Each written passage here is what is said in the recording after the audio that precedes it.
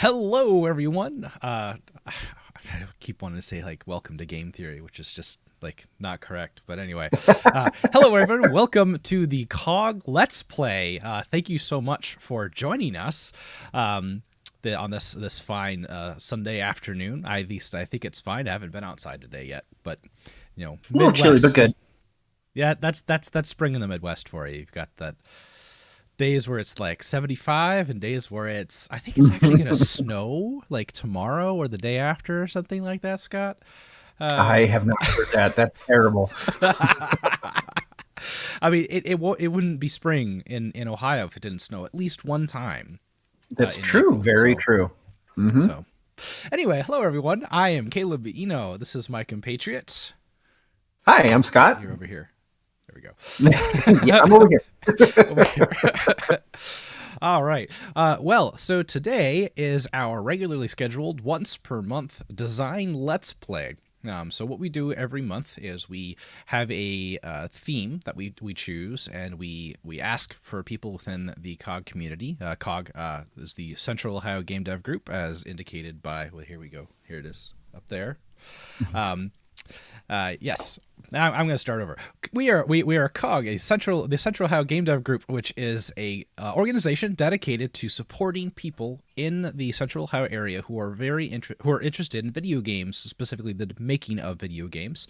And we are an open community. We welcome anyone who has been working in the industry for 40 years to the person who is just passively interested in like what would it take to make a game, and kind of just have a hobbyist interest in that. And so we want to bring everybody together. We want to give you resources, bring you together, network, and make great games together. So it's been a lot of fun, all the stuff we've been able to do, and see all the cool things you are all creating. So today's Let's Play, the focus is we pick a theme, we present it to the COGG community. Everybody submits ideas for that. We pare those down into a voting list. We send out the vote, people vote on them, and then we will play them. The idea behind what we're doing here is we want to take the game, we want to look at its design, piece apart different how you interface with it, how it tells its story, how it works in terms of mechanics, how it works in terms of interface, how you actually like use the keyboard or controller, or how you actually interact with the game, and just pick apart all of its pieces and think about it, and think about how we can learn from what other people have done, both the good and the bad, to benefit you all as you are making your games. And so that's our whole purpose here. So this has been really fun. Last month we did simulation games, and the kind of thrust of that idea was we wanted to look at games that were simulating a particular experience. So more from like a first person isn't really the right word, but like think of it kind of like from the microscopic scale of like doing a particular thing or emulating the experience of a particular kind of experience. This month is sort of part 2 of that. It's extending that, and we're talking about management games. Now what that means is we're thinking of games where instead of doing the minutia, so instead of like working at a particular computer or working a particular job or driving a particular vehicle, we're looking at what would it be like to manage the organization that is, handling the development of this thing, or handling the fact that you have lots of drivers and you're trying to organize them and go to certain places, or and so you're instead of being on the minutia level, you're actually dealing with the overall like larger term goal, the thoughting, the planning, and all of that kind of thoughting, all of that different stuff as you're moving the organization forward. A lot of these games will have profit bents, so there's income and expenses, and so you're thinking about managing things in that kind of sense. So getting resources and then spending them wisely in order to benefit. So yeah, there's a whole huge wide version of things that you can get with this game. Obviously the Sim Cities and the Roller Coaster Tycoons were some of the big seminal pieces of work in this world. But we're going to get to take a look at hopefully 2 of them today. We're going to start with one, and then if we have the time, we'll sneak in a second one here. So let me bring those 2 up. Holy potatoes, Batman! Oh, sorry. Just couldn't resist. Yes, so the first game on our list, the number one chosen by our community, was a game called Holy Potatoes, a Weapon Shop, which probably needs to be said more like, Holy Potatoes, a Weapon Shop! Exactly. That's much better.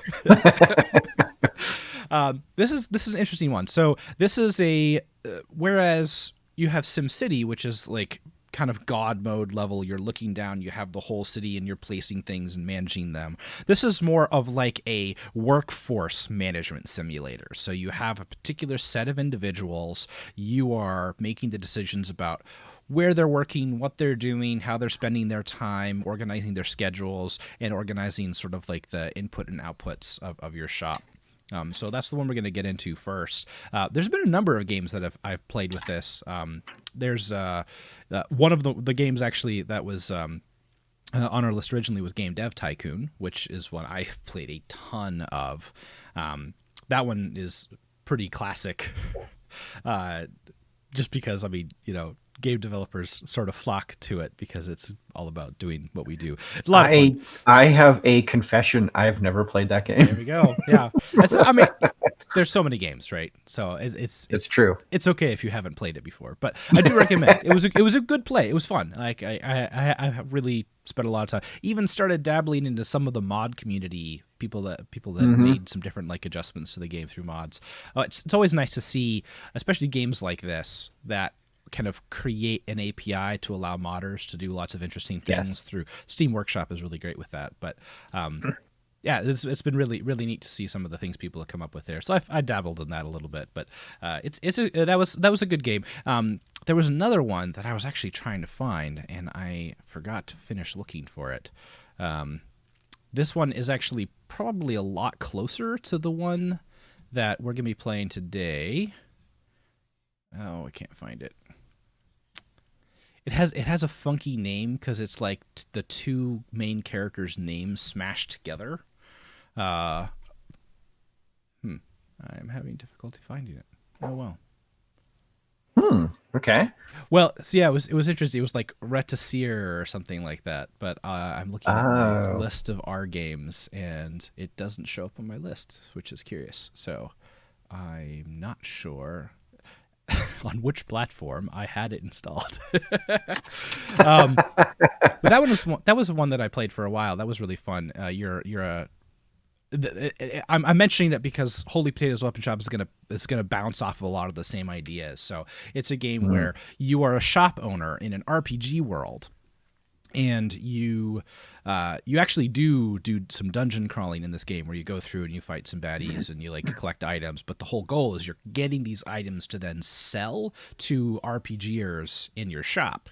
The Holy Potatoes kind of like takes a specific bent on that. You never go, at least at the point I've played it in the game, which is admittedly not very far, but you never actually leave and go try to like collect items on your own. You're only ever managing your shop, which I think is probably a good decision because then you're not dealing with basically two games being smashed together. But in this case, you're actually dealing with the management and you're building weapons and selling the weapons to RPG characters in a very potato-centric world, which is it's a fascinating world. That's a great idea because something that is very common with Diablo type games or something like that is all the loot, and 99% of all the loot that you get, you go to a shop and you sell it. Where do those go? What happens to them? Absolutely. Yeah, I was just trying to find the name of that one game just because I want to have an R. Let's see. Yes, it is Recettear. Recettear, an item shop's tale. Oh, nice. So, yeah, that was a fun little game to play. I don't think I ever finished it, but I don't finish a lot of games, so. I think that's a common thing. Yeah, don't worry about it. There's so many, and you just like you want to play all of them, and there's just not enough time. And all of us have the look at there's something shiny syndrome. Right. Yes. Yeah, I had a group of friends, and we were playing Divinity 2 Original Sin, like very focused. We've been at it for months and months. And then Valheim came along. Oh, no. And now it's just Valheim all the time, which I'll have to share sometime. I have a great construction project I'm building right now in Valheim. It's a ridiculous And this is of course because I'm coming from Minecraft, many years of Minecraft long ago, back in the day, back before Minecraft was as big as it is now, and I just had all of those tools again. I'm like, I want to build stuff. I want to make stuff. I want to anyway. And honorable mention from the chat, Faster Than Light. That was a great game. I love Faster Than Light. I played Faster Than Light so much during grad school. I did too, but not during grad school. Yeah, I would. I was teaching, and so I had office hours. And students sometimes use office hours, and a lot of times they don't. And so I'd just be in my cubicle playing FTL. I feel justified though, because I was doing like game design and analysis studies for grad school. So it's justifiable. Yes, totally justifiable. And yeah, I love that. FTL is so good. All right. So we're actually gonna get into this. Gotta do a couple of things to set it up. First thing is I'm gonna push this button, and then I'm going to push this button, and then I'm going to push that button, which won't do anything that anyone else will notice except for you, Scott.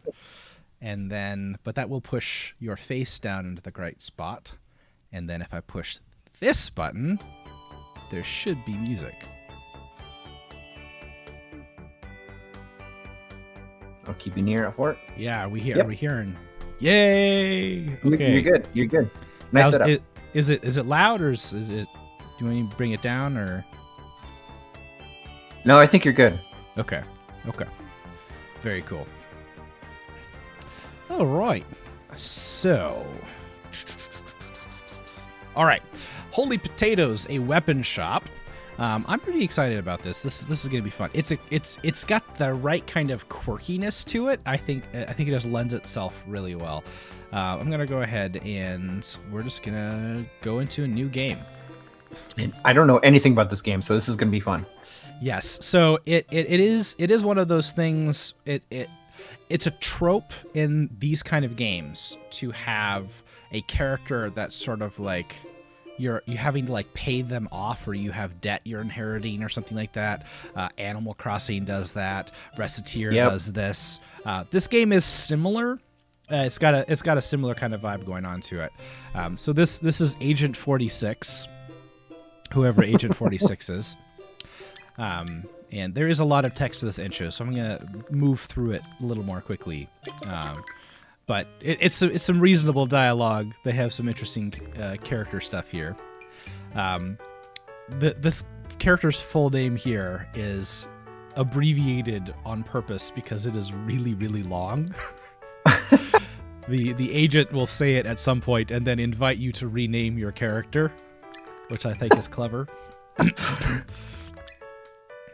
That's a good take at renaming your character. Like usually it's like some type of amnesia or something like that. Right. That's fun. So you are the grandson of Batata, the legendary potato smith.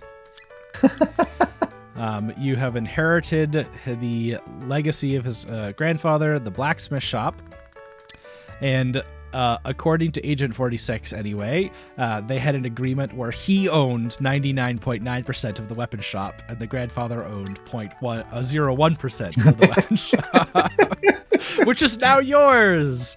Yes. What a terrible agreement. Oh yeah, I think this is just so funny. The currency in the game is starch. Starch, that's funny. With the dollar sign. That's funny. So are characters potatoes? Yes, the characters are potatoes. Okay. Yes. All right. I didn't get that at first. See, here's a little joke. Hang on, starch. Isn't that what we're made of? Yeah. Yeah. Yes, but it's also our currency. Don't ask questions. Don't ask. Yeah, there you go.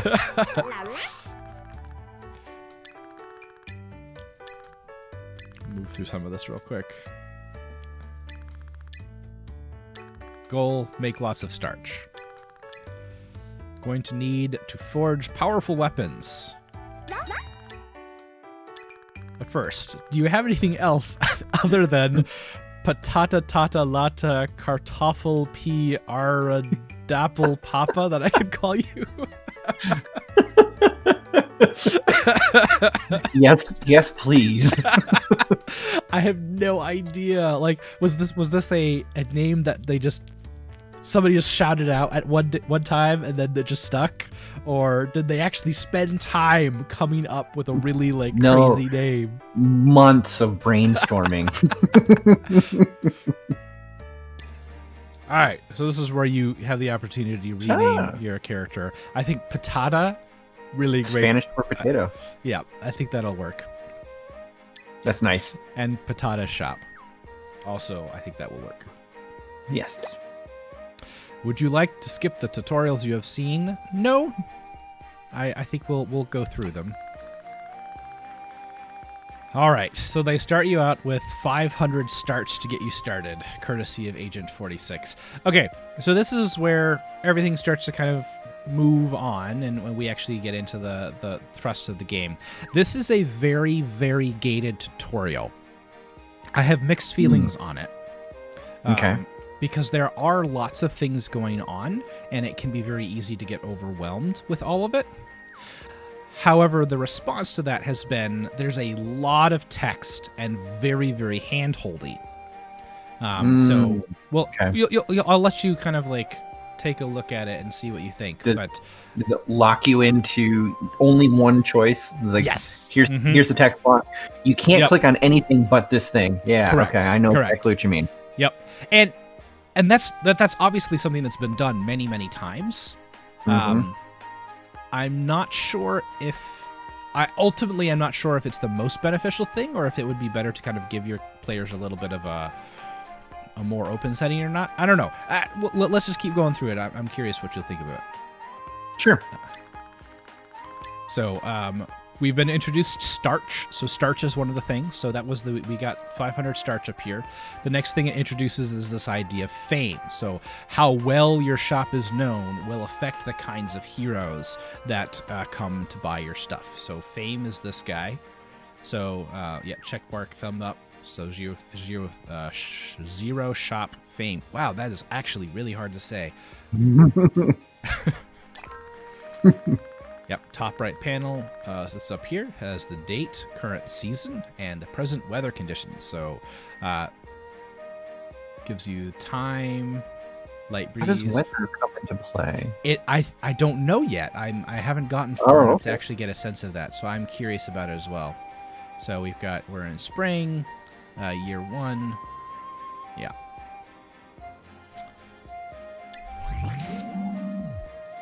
Okay, so we are given our first smith. So this is a smithy, blacksmith smithy. And so you have, again, so we're dealing with management. So your character, the main character, is making the decisions about how things are going to move through the game. You don't actually make the weapons yourself. You're working with your employees to do that. So you're basically a small business. Okay. Yep. So you're basically the CEO of a small business. That's effectively how this works. So you meet Laura, your first smith. Smiths will work to make weapons for you. Click on Laura to get started. So this is where we gate. So there's nothing you can do. You can't click on anything. No other menu options, etc. until you click on Laura. Yeah. So this is a thing that tells you about this. Laura is a designer. She is good at adding attack to weapons. So they have this idea that we have introduced there are different kinds of smiths, and there are different attributes on your weapons. And so there are various things that you can do to increase the abilities of your weapons. Makes sense. I'll grab a drink of water here.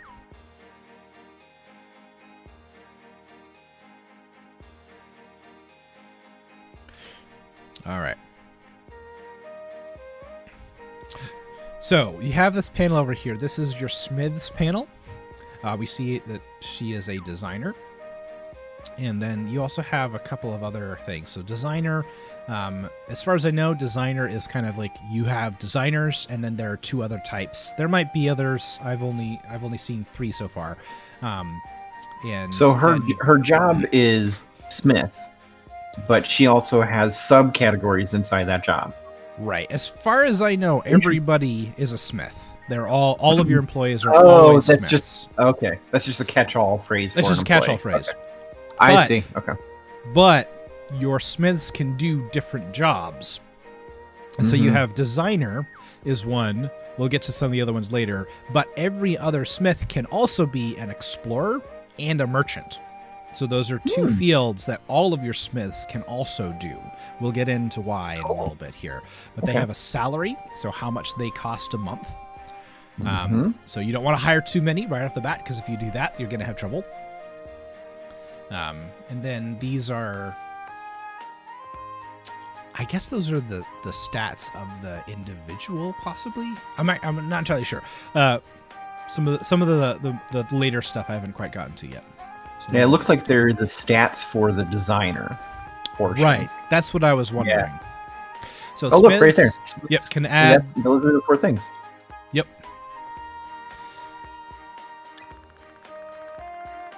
So in the shop, you have specific locations, so highlighted by these circles.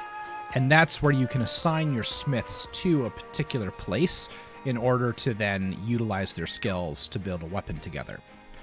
So in the case of designers, they should go in designers areas. So I guess what it's doing here is it will benefit from their stats to boost whatever the weapon that gets produced in the end. So it's pretty straightforward at this point. You just assign to a red space, and then they'll go over there. Makes sense. And now that we expand out, we get 2 more. We have craftsmen, which is for speed, and metalworkers, which is for accuracy. This audio track got stuck the last time I did this too. I apologize. Come on. Okay, we're just going to hit forge because it won't go away until we hit forge. Okay. That's funny. But there were a couple of things that happened on that I'll kind of point out. We now have an objective. So that's up here in your top left.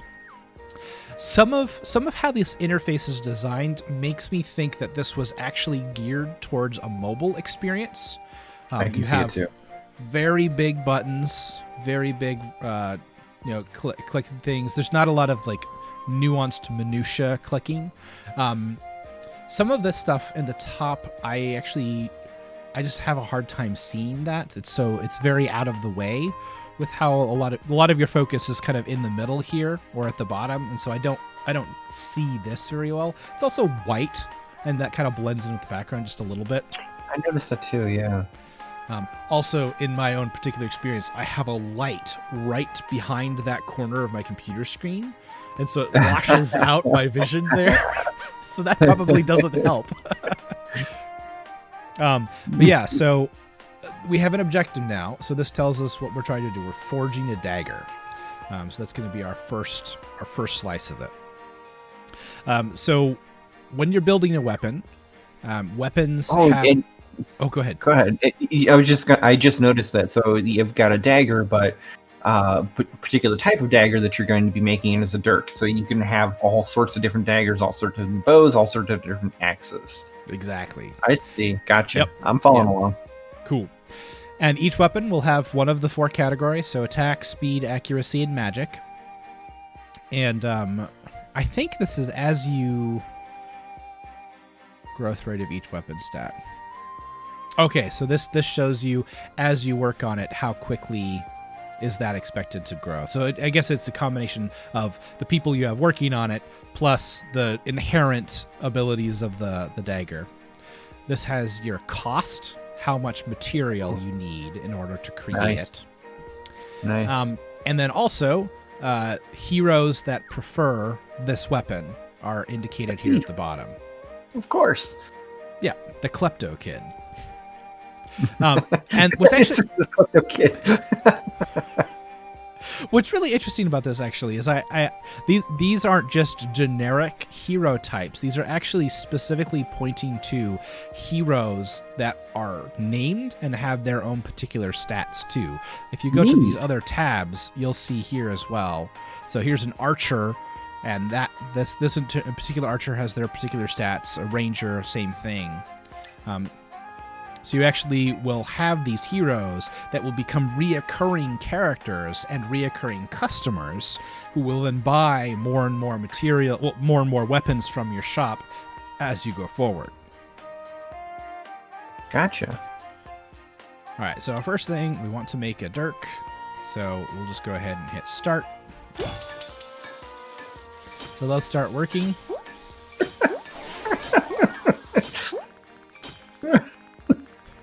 It's pretty great.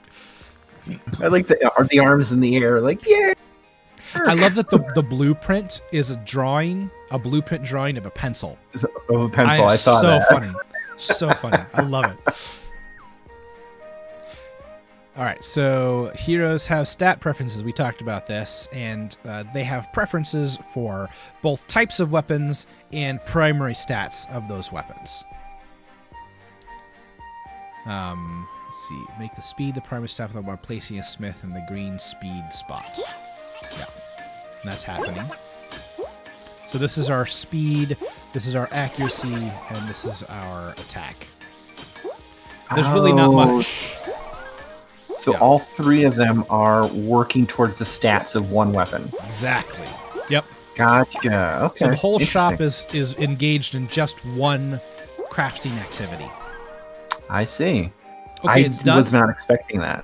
Yeah, it's interesting, right? So it's done, and then you can name the weapon. So you can give names to your more fancy advanced weapons. As far as I know, names don't really matter other than if you want to keep track of things, but... But of course, I mean, later on, of course, weapons have to have names. Right. That's just absolutely how they work. Yes. Okay, so this is the what got crafted. So a 0 magic, 20 in accuracy, 20 in speed, and 19 in attack. So that was our just very basic, no hand-holded, tutorialized, no other things except for the people assigned to him, Dirk. Nice. Yes, so Patata has the first weapon made now. Tons of heroes around the world who need new weapons. Now that you've made a weapon, we have to sell it. This is, I think, where the game took me in a direction I wasn't expecting to, and I kind of like that, actually. That there's an interesting nuance to the selling of things in the game. Oh.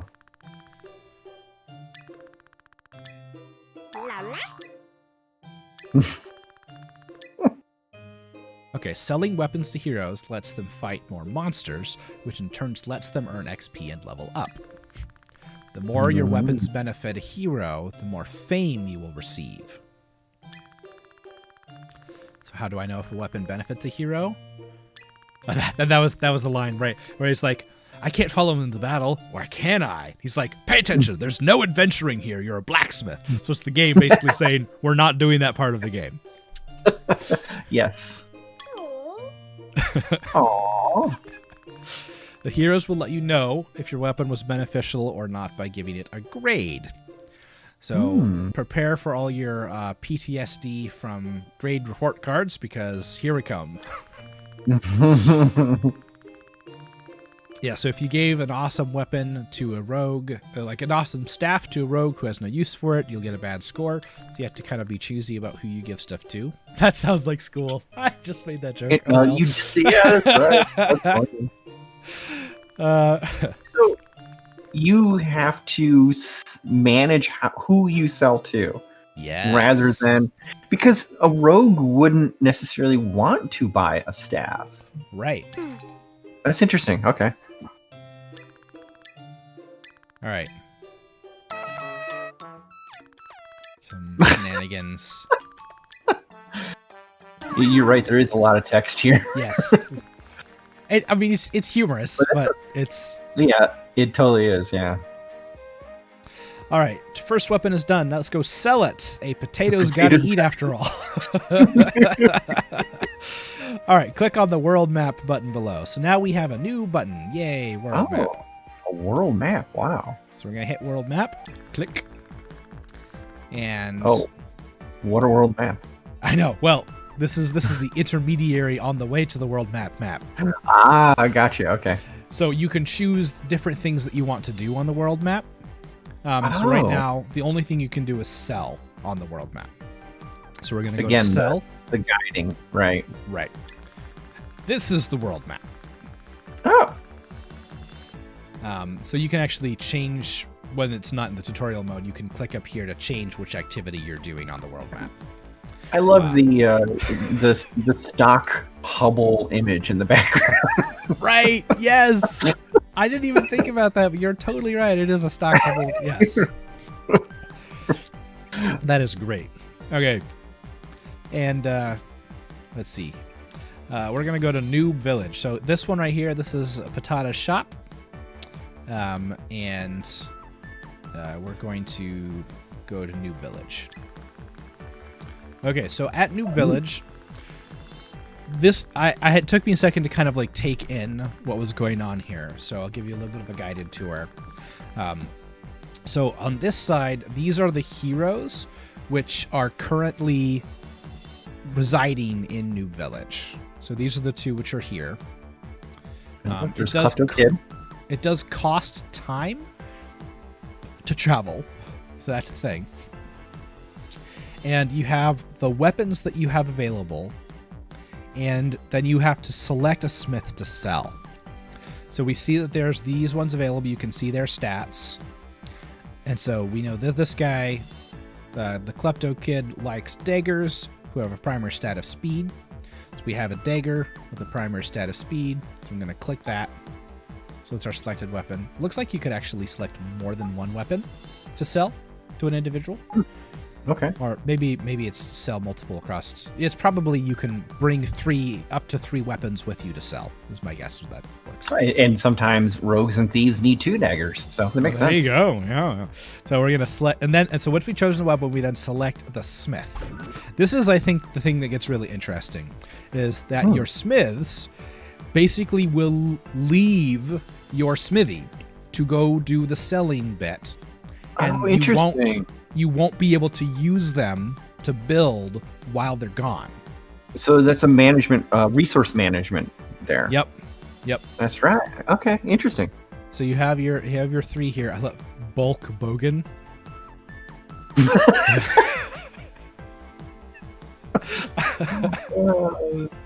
That's hilarious. He's got Laura, the Unimar mustache and everything. Well, it's Laura Craft, right? Oh yeah, nice. And Russet Peters. I'll admit, Russet potato. Yeah. Oh, that's good. Oh, actually, that's even better than I thought it was. Okay. Yeah. So, but the other thing too here, this is interesting, is that your workers have levels, but they also have how they feel about the work that they are doing. Ooh, neat. And so as you have them do different jobs, that will make them feel better or worse about the things that they do, which will give them bonuses. So let's see, elated. Let's go ahead and hit this one. So once that's selected, we're going to start selling. So they will leave the smithy, and they will now travel to New Village. Now down here in the Smiths panel, these are your employees. So you can see them here, your Smiths. And you can see their status. So once you hit next... Oh yeah, I forgot about this. This is Wet's app.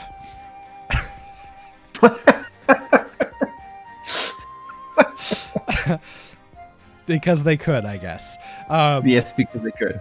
And so this is basically your notification window. As you do things in the game, your notifications are going to get pushed here, and you'll just see stuff come through.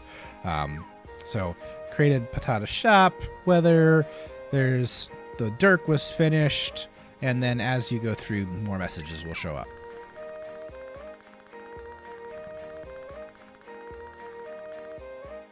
Yes, a little bit of humor there.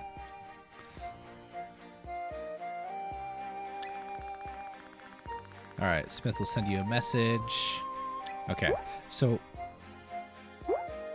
I'm just gonna kind of wait. Right now, this bar is filling, so you see it red, slowly filling.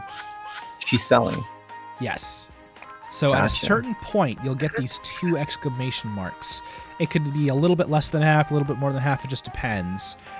Depends on your role, I guess. And then you can click on them, and you'll see it. The notification in Wet's app is, I got the list of heroes from New Village. You click on her, and then that gives you this panel. So this shows you the heroes that are available. I believe it's capped at 4. I haven't seen any more than 4 show up. It might possibly have room for 6, but I'm guessing it's probably limited to 4. So basically what you're doing here is you now have the heroes who are available, and you have the weapon that you're trying to sell, and I'm assuming you'll just do this one for each weapon. And you can sell it to one of these characters. It'll show you how much the base sell price is, the bubble at the top. It will also show you what level they currently are, and it will show you how many levels that we would expect them to gain from using this weapon.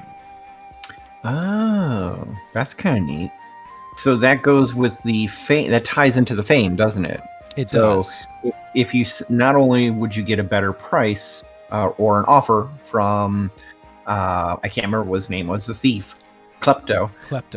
Yeah. He will be extremely happy because he's going to gain 5 levels, whereas the other guy's only going to gain 1. Right. Yep. Right, and he probably wouldn't want to use a dagger. He's already level 10. Right. And so that's all of that stuff factors in. That's neat. Like I said, I feel like it's a little bit of an interesting take on the whole selling process. Yeah, best if your hero weapon matches a hero's primary stat and weapon type preference. So select the hero that you want to click to and sell. There's the obvious choice here. So yeah, click on the I like how they make it. They do make it a choice, but it is a pretty obvious choice. Right. That is a good point. It's not just one. So we sell, and then we hit yes. You don't sell it immediately. So what happens is the smith will have to finish the sale and then travel back to get your money from it. We don't have online banking here. I was going to say, so what is she doing? Like calling you? Saying, hey, here are my 2 offers? Right. Okay. Smith is back from selling weapons. Okay, so that was the Kleptokid base price. Your merchant bonus. So as you level up your characters in mercantile, as you level up in mercantile, they can give you additional bonuses to boost how much money you're getting. So that's going to be part of it, is you're managing, okay, who are my good sellers and who can get me extra money out of a sale. So gotcha. Durable and reliable. Oh, go ahead. No, what I'm kind of sensing here is, so in some management games, to make money to afford like a news station or something like that, you just crank out a whole bunch of dirks, right? And you just like keep selling them until it'll eventually get you there, right? There might be other strategies, but here that probably wouldn't work because your heroes will be limited. Your heroes will keep gaining level, and eventually they won't be interested in dirks. Right. That's it. That's kind of cool. So diminishing returns on your products. It will diminish, which that is a problem that management games have. It's like you can just continue to make dirks forever as long as you don't care about waiting. It doesn't matter. So what you have to do is you all have an R&D that you can then research new things and increase the kind of stuff that you're making. Nice. Now, this is a random roll. This is not a guarantee. I actually, when I did this earlier, I only got a C rank out of my first weapon. So it's not a guarantee. It's not a guarantee. Huh. When they get when your smiths return from an area, they may get a random temporary status effect. Your smith is currently hyperactive. Assign your smith back to a workstation anyway. Those weapons have got to get made. So now our smith comes back. So we got more fame. So now we're at 42 fame. Sell your first weapon. Forge another weapon. Okay, so now we actually get a little bit more freedom to go into the process ourselves. So we can go ahead and create. But I want to point one thing out. We actually got this bar up here. So we can now pause the advancement of time. Oh, okay. I haven't seen quite how time is your enemy here, except for monthly expenses, I'm assuming. So it probably is prudent to slow things down for a minute as you're like contemplating decisions. But yeah, that I'd like to know a little bit more about that, because I'm thinking that really once it could have been once you're in a design mode, right, where you have that pop up and you have to figure out what kind of weapon you want to make. The game could be paused then, just automatically. Right. I think it does pause automatically when you have a menu open. Yeah, that's what I mean. Yeah. Let me hit play. If I pause it, looking at the time. Okay, I'm not seeing time advance, so I think it does pause while the menu is So open. What's the benefit of that? I guess if you're just like on this menu, you want to hang around for a little bit, or pause. I don't know. I guess. Okay. Now they do gate you a little bit. So bows take rope, which you don't have. Axes take bronze, which you don't have. So you can't build any of those right now. The only thing you can do is build another dirk. Make a liar out of my previous statement. What? Make me a liar from my previous statement of just cranking out dirks. Yeah, there you go. Yeah. It does take resources, which you have to buy. We haven't gotten there yet. Okay, so you can now boost weapons. So you can provide a boost to a particular weapon as it's being made. So I can go ahead. I'm going to hit speed, because that's our primary thing here. I'm not 100% sure on what all of this is. This looks like you can temporarily hire freelancers to help you out, I guess. So they'll give you like really dramatic, like, so this guy's going to give you a 17, but this would be like a 78 or 150. But we're just going to go with the base for now. So there's a random roll chance for how many boosts that this character will provide to your weapon.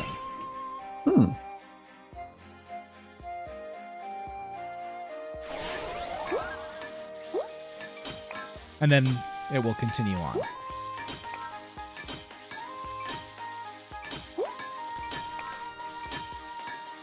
As they dance away, because apparently dancing is important for smithing.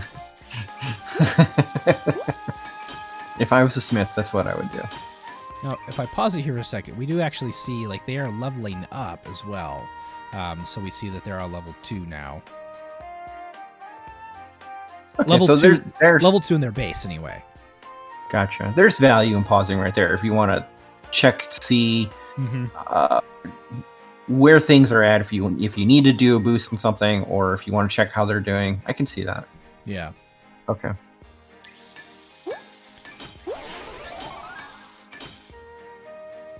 All right. We have made another dirk. We'll just call it another dirk. But because of that boost, we have 7 more speed on this dagger than our last one.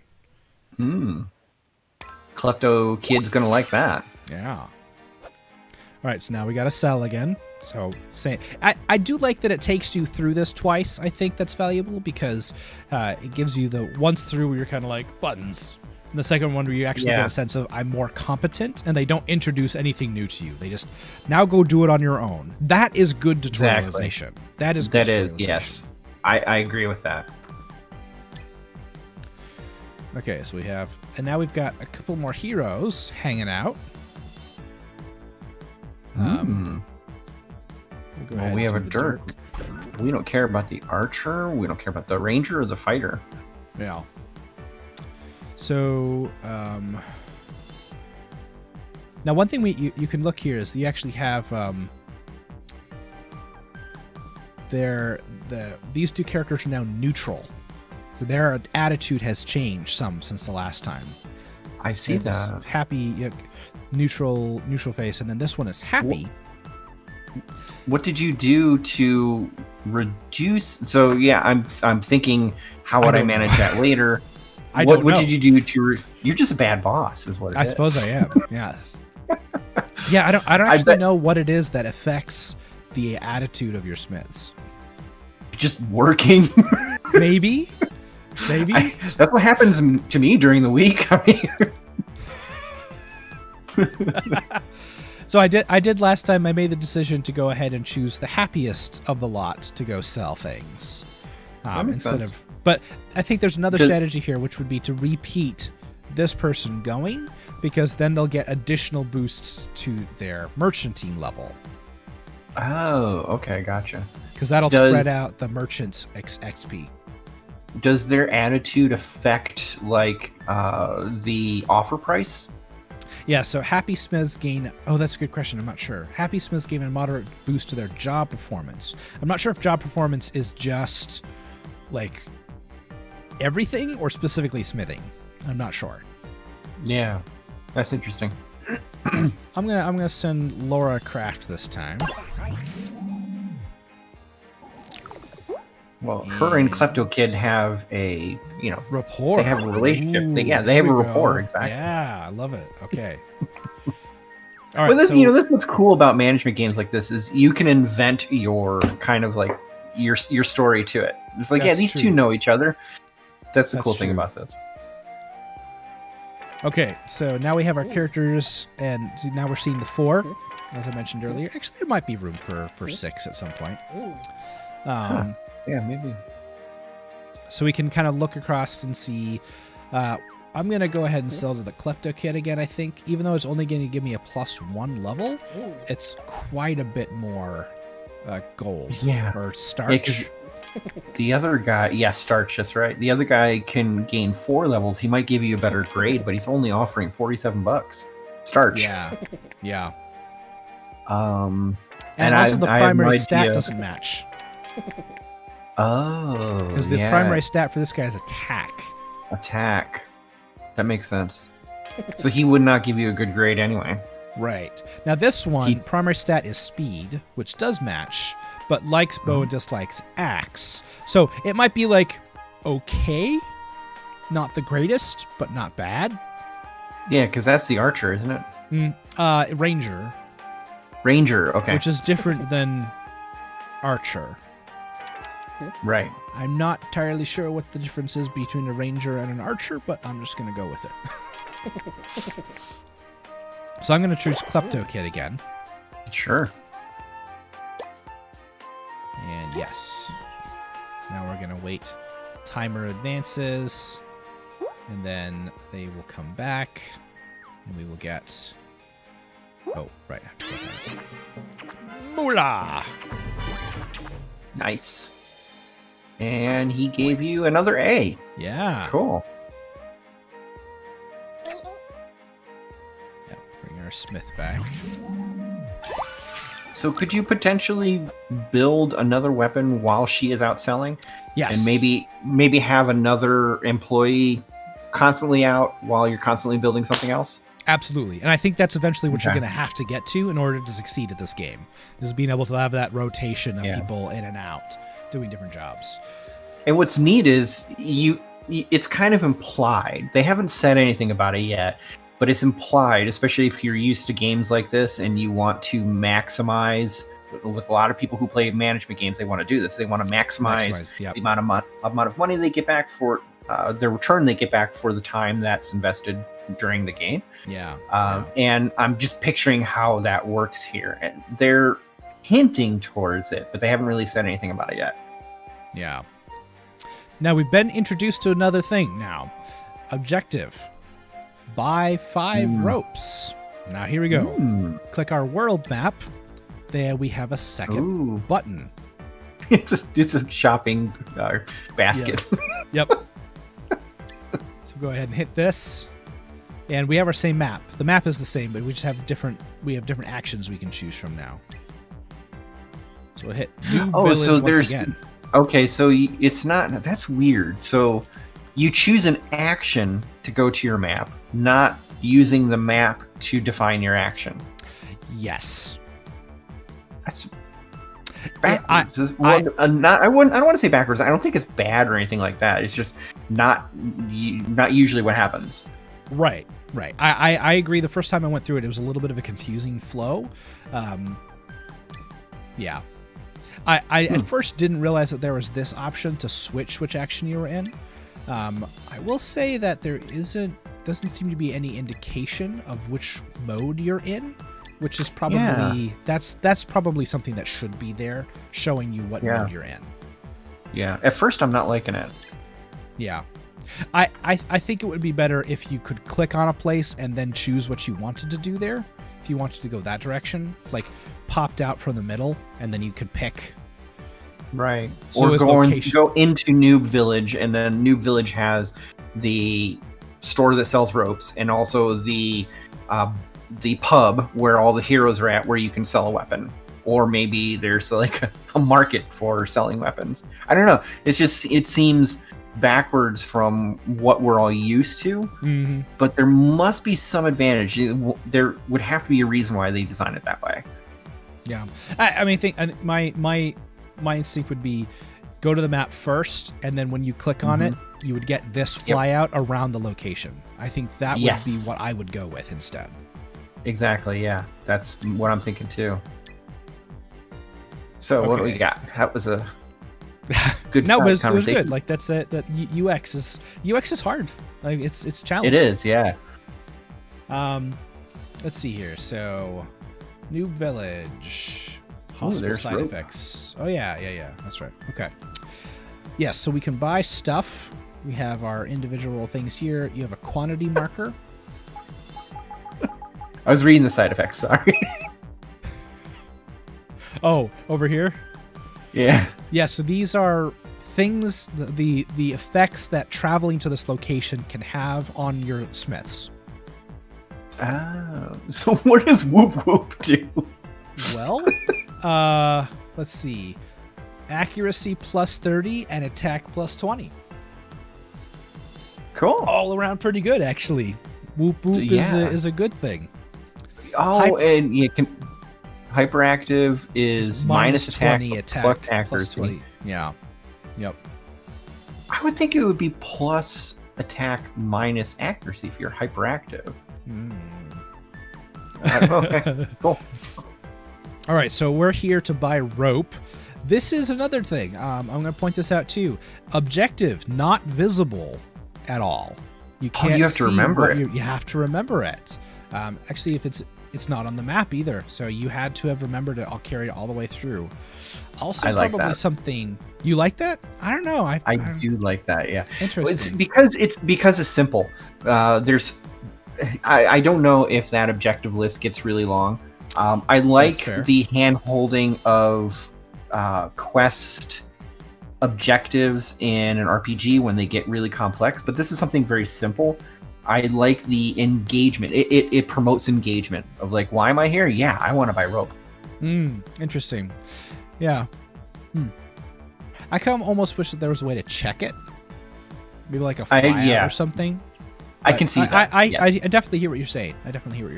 Yeah, absolutely. So we're here. We're going to get 5 rope. 300 smackaroos. To your point, what is the objective? How much rope did we need to buy? Right. I don't remember. I remember it was 5. It was 5 because I've done it already. So I remember because I went here, I only bought 2, and then I went back, and I was like, oh shoot, and I had to go back and buy more. And that's actually a dangerous thing because it costs time to go round trip. Because you have to, again, you have to send somebody here to do the buying and bring it back with you. So I'm gonna go ahead. Yeah, that is high cost. Poor Laura. She's just doing everything. Yeah. I could probably start forging something, but Yeah, I like how the bulk bogan even said brother. That's great. Hey, look, merchant discount. Saved us 14. Oh, cool. All right.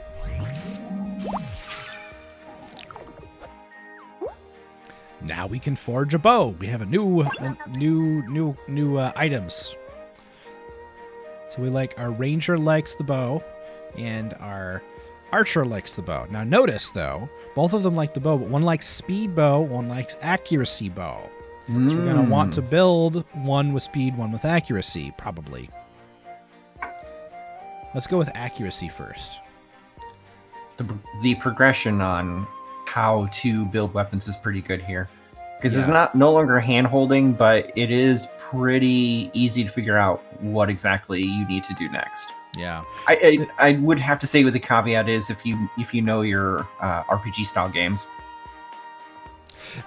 There is this interesting thing here is weapon growth too, is that this particular bow will grow in accuracy at a faster rate than it will grow in speed, which is a good thing to note. So I think everything's pointing to accuracy at this point. It kind of is. And we're going to boost it also with accuracy. Let's click on this guy.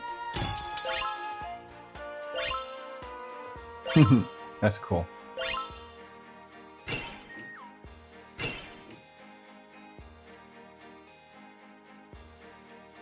Plus 11. I was on a roll. Potato rolls. I need to do some baking. I haven't baked in a while. I love baking.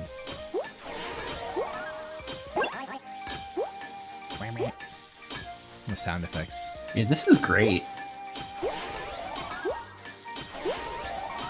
I also like the broken areas in the shop that kind of allude to there's something else that you can do. Yeah, and haven't gotten that far yet. Looks like a forge. Okay, looks like a forge there, maybe. I don't know. That's a good guess. Yeah, I bet you're right. Ooh, nice. Ooh, 30 accuracy. There we go. They'll bring in the big bucks or legendary short bow. All right. Get archer to level 6. Okay. Yeah, I think the only thing that this game needs is the better you make your weapons, the different color it is. You go to like a standard gray to a purple to a green to maybe an orange. There we go. That's it. I love it. Now here's the question. Okay, so I'm gonna posit this to you, Scott. I'm curious. I this is as far as I have personally made it to the game. Like, so everything here is we're in new territory now. Okay. Should we make a second bow and then go sell 2 bows, or should we sell 1 bow and then come back? Well, it depends on who we have available to us in New Village. Is anybody reside in New Village right now that can use an axe?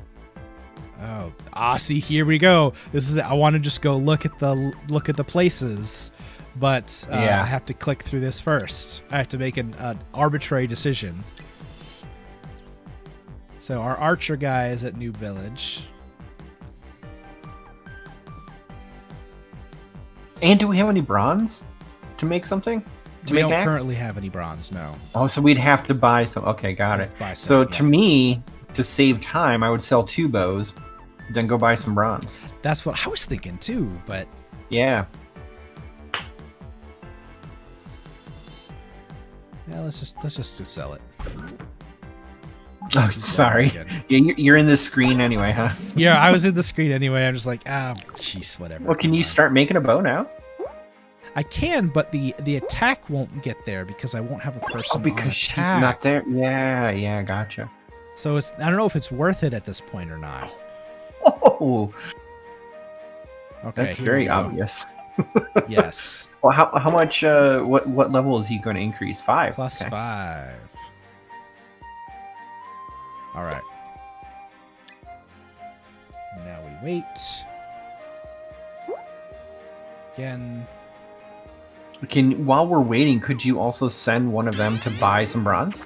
Oh, that's not a bad idea. I think the thing will be, though, is that one of our objectives will probably be to buy bronze. And if I buy it ahead of time, it won't count. Mm-hmm. So maybe worth. I think you're starting to get into the right headspace for, like, if you were actually in the flow of the game. Yeah. But for the purposes of the tutorial, it's probably we want to wait. Probably. Do you get anything for completing an objective? Is there any reward for that? That's a good question. It has not been apparent to me yet whether or not we do. Objective complete. Get 2 heroes to max level.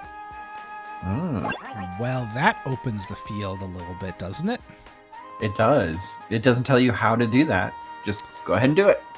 Not bad. Interesting. Okay. That is good. I like that too. Okay. So this is where we can not really taking the training wheels off completely. It's just taking one of the training wheels off. So we can make some decisions here, right? So we have Klepto Kid is at 7 and Archer is at 6. And what's max level? Oh, max level is 25. 10, 10, and 10. So all 3 of these. Okay, interesting.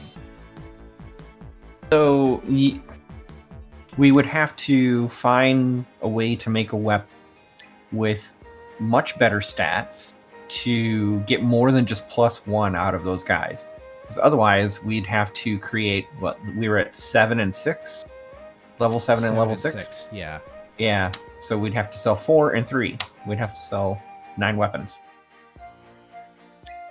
Maybe, but maybe not. Maybe our characters have been leveling up to enough that they'll make better stuff just out of the game. Yeah, that's exactly what I'm thinking. Yeah, that's what I'm thinking.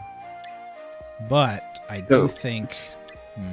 Interesting. So now I it think seems we need like some I'm materials. not interested in. Yeah, but in order to get to that objective, I think the only thing I would be interested in daggers and bows. Probably, yeah, I would agree with you. Daggers But I bet bows. you need more rope. Yeah, I'm gonna need more rope. I should have bought 6 because they need 2 each. Tell you what, let's see. Let's do. We needed to make 4 more bows, hypothetically speaking. We've got enough wood. We would need 5 more rope. I think so. 5 more rope. And if we needed to make 4 more of these, 20 more iron. So 5 rope, 20 iron. Let's do it. Sounds good. All right. 5 rope. Oh no! You got cash? 20 item limit. She needs a bigger backpack. There we go. Interesting. Okay. Yeah.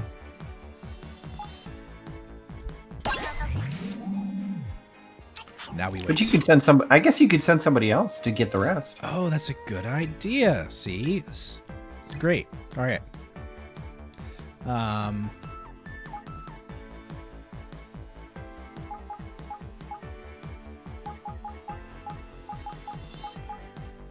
And getting some bronze too.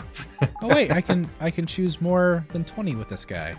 Then this guy must be able to carry more. Interesting. Let me see. Is that a stat? No, I don't see anything. Curious. No, because I haven't even picked yet. I haven't even picked who was going to go. So I don't know that is why. confusing. That is very confusing. Yeah. It is not apparent why that is the case.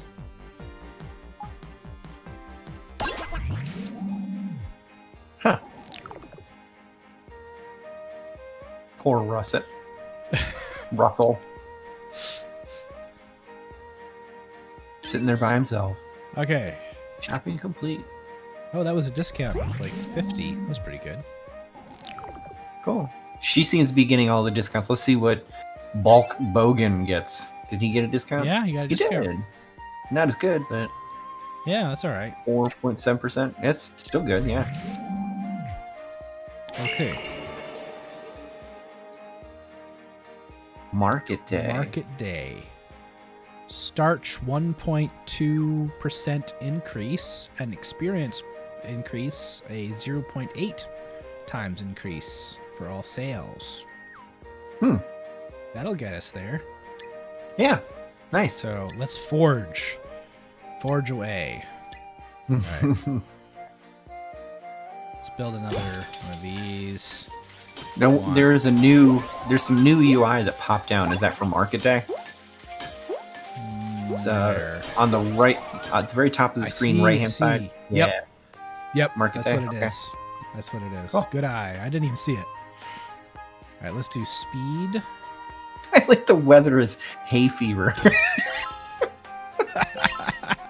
Did you see the icon for it? Yes. Yes.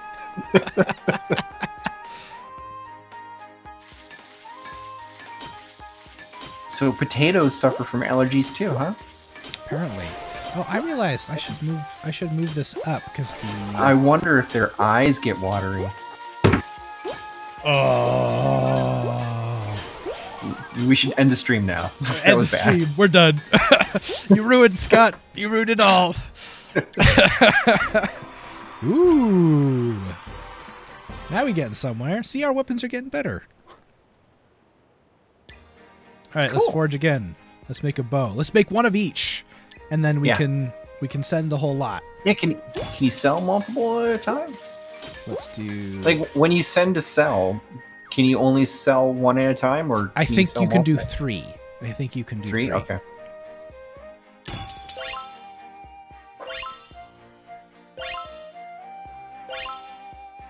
Rolling. It'll work. You can also terminate jobs as well. That's a thing you can do.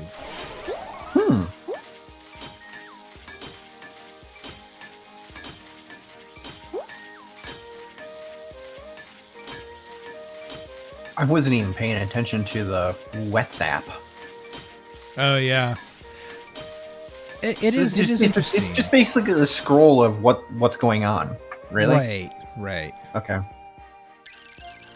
I suppose it's questionable how useful that is. I mean, yeah. I think a lot of games, especially like stat-driven games, is probably always one of those things you want to have, because being able to have a player look back, like we were playing Divinity, and there was something happened and no one was really quite sure what had just happened, and so we went back to the log and were able to see, this guy hit this for this much damage, that's what happened. And so things like that can be really beneficial, but more as a reference rather than a driving thing, especially since this is all passively digestible. There's nothing there that's giving. That's exactly how I was thinking. Yeah, that's exactly what I was thinking. It's all very passive. It doesn't really matter, right? And you have other indicators for the exact same thing. So she's telling you, it's like, hey, I went to the market and I'm coming back or something like that. But you also have the indicator on the other side of the screen that has the red timer, right? That will tell you. Now you can't actually do this, so it doesn't matter, right? If you wanted to do that, you could just do that. It's interesting. I wonder what spurred that. Yeah, I mean that design element. Having that information again can be good for reference and is beneficial, but it's not necessarily a you need this all of the time thing. Yeah. Yep. It could be too if there's on mobile, maybe that was a thing that they found on mobile or something. Yeah, it's interesting. Maybe they could have during play. Sorry, one more thing. They could have during play testing gotten the response of there's really nothing to do while we're sitting here waiting for weapons to be made. That's true. Yeah. That's true. So they just added something to look at, or it's quite a little bit interact with.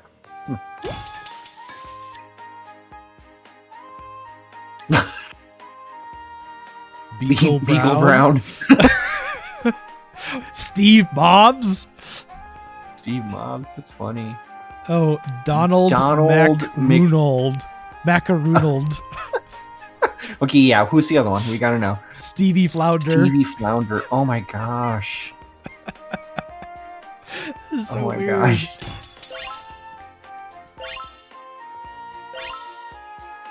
Oh, that's giving nice. attack and you're getting speed. 2. That's interesting. Cool. Yeah. Huh.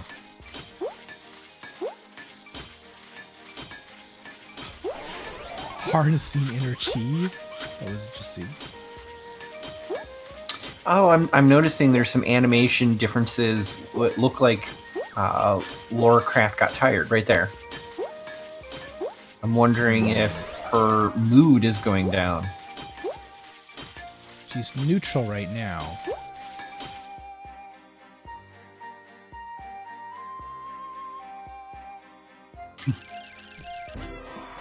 Mm.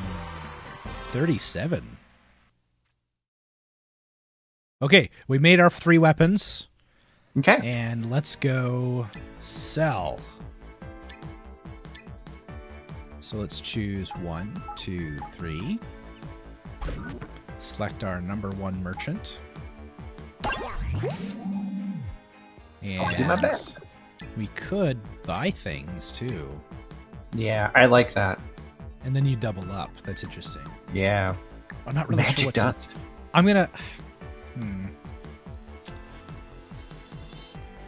Oh, this shows... Is this how many you have currently? I think this is how many you have currently in store. Is that middle column? I think so. Or is that the stock that the store has? It's not Nope. the stock the store has. Yep. It's what you have currently, which that is nice. That is helpful. Absolutely. Yeah. Okay. Just gonna wait. I don't need to buy anything more. Now that I actually uncovered this, we can see what this looks like. There we go. That's the pause here. That's the double exclamation mark showing, hey, here's a thing. Let's take a look. So we have our heroes. So this is our knife, which is our dirk, rather. Sorry. Oh, and it's one of 3. Yep. Cool. So we expect to sell that to this person to get 2 levels. Almost gets them all the way up. Almost there. So let's go ahead and knife here. Sell. And bow to our ranger. Oh, then he goes away. He doesn't want to buy again. That's interesting too. Okay. You can't sell 2 to the same person in the same run. Okay. So that's What if Klepto just has a bunch of cash? Want to spend it He all. wants 2 daggers. Yes, and there we go. +5. Yes. We're going to roll in dough. Nice. In starchy dough. Starch.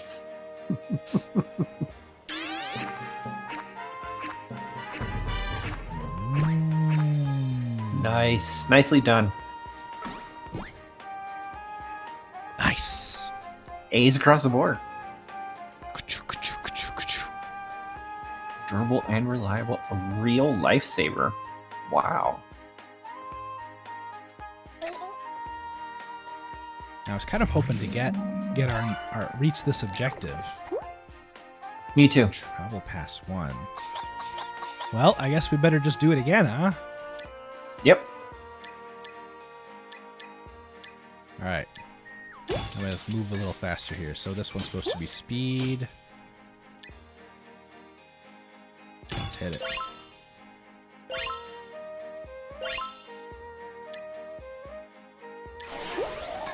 That was attack and speed again. Okay. Can you do that boost multiple times per?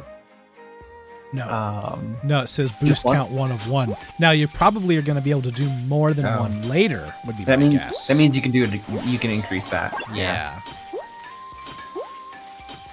Be a man.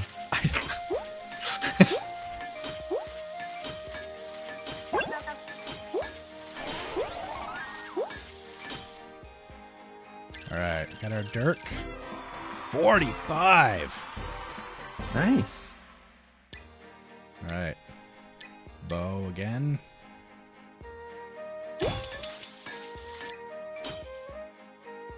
Kind of do something just to try. Do one of this. Yeah, that's exactly what I was thinking. Do one of the other ones. Sherlock Holmes. Let's do Sherlock Holmes. Spudlock Holmes. Oh, Spudlock Holmes. Sorry. Yes. Let's do it. It's going to cost us a ton of money, but let's just do it. Oh! Whoa! Wow. Now that's plus a legendary 44. Right there. It's still going up. Look at that.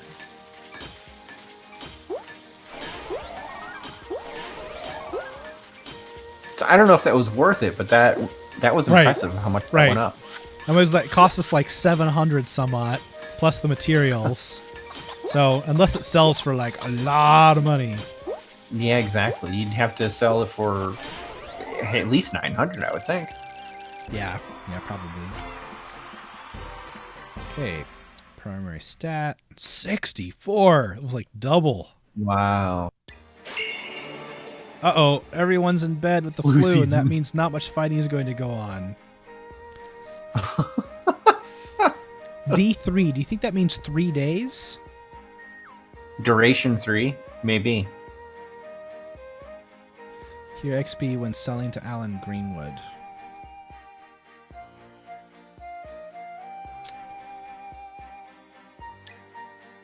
Alright, let's forge our last one. Which that's one of them that we needed to sell to get to our objective, right? Yeah. That's too bad. Let's just see how many days this next one takes. Yeah. So attack, and let's do this guy here. Let's go big. Ronald nice. McNoodled? I don't know. Look at that. It's plus 65 on attack. I'm gonna break 70. Nice. Now that's kind of fun. Yeah, I like that. Managing what you're doing to bump up those numbers and seeing the direct effect of the effort and cost that you put into it. That's kind of neat. Well, and here's an extra thought too, which is if you didn't have your designer there, then you could hire a freelance designer to give a big boost. And then if your regular person was out doing something else, you could make up for their absence. You can manage that, yeah. That's interesting. I use that word purposely.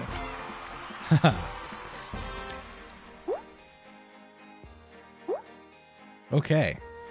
We got our 3. So I guess we need to go sell now? Yeah, I think so. Fingers crossed we can do it.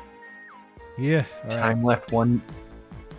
Oh, yeah. D is day because it looks like the time is in D and H. Yeah. 1 day, 10 hours. Yeah. Yep.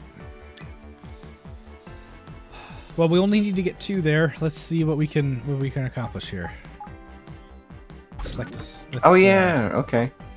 Let's do this one. Looks like we're closer to Klepto Kid and Greenwood, the fighter.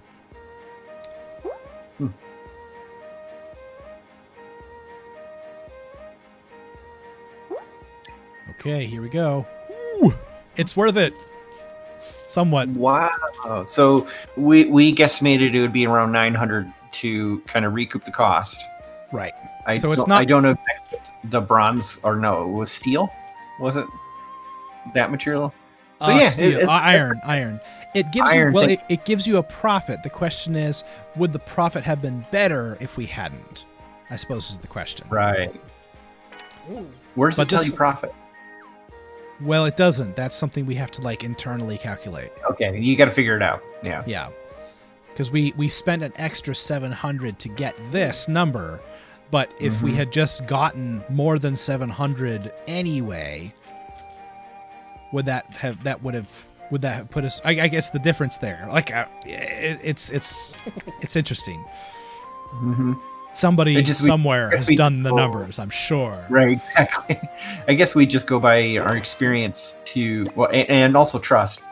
One, the experience of, hey, we were getting around 400 a pop last time, so now we're getting around 1,200.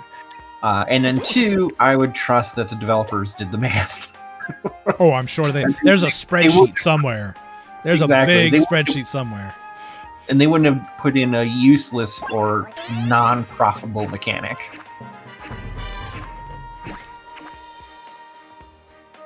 Yeah! Max and Max. Nice. Max and Max. People really seem to... How's the blacksmithing been coming along? Oh, we got... So we hit our objective, and now we get another visit from the agent. Wait, there's no one here. Where's this? Look under the desk. Look behind the stove. Where do you think we're hiding? Under the desk or behind the stove? I'm under the desk. You gonna go stove? All right. What was the point of that question? I don't know. I have no idea. It's great. Everything is awesome. Everything is cool. You're part of a team. It's the Lego song. Everything is awesome.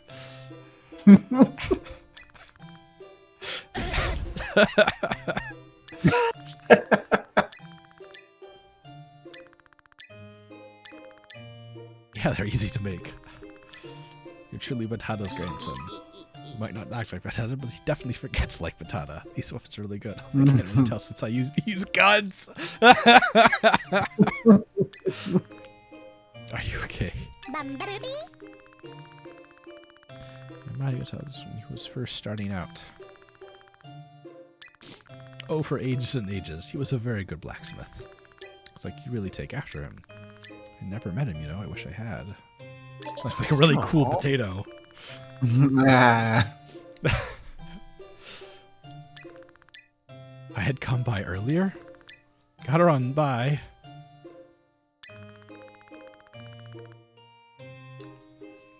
Yep. Clearly not a trustworthy character. Yes, clearly. You can now use tickets to unlock new areas. Tickets? Let's see. So you've got map. Expand business.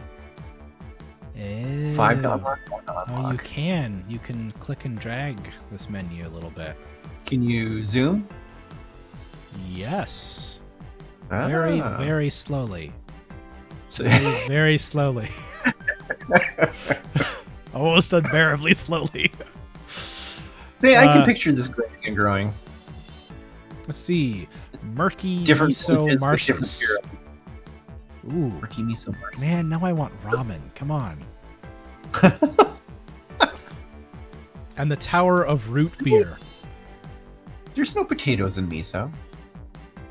No, I don't think so. No.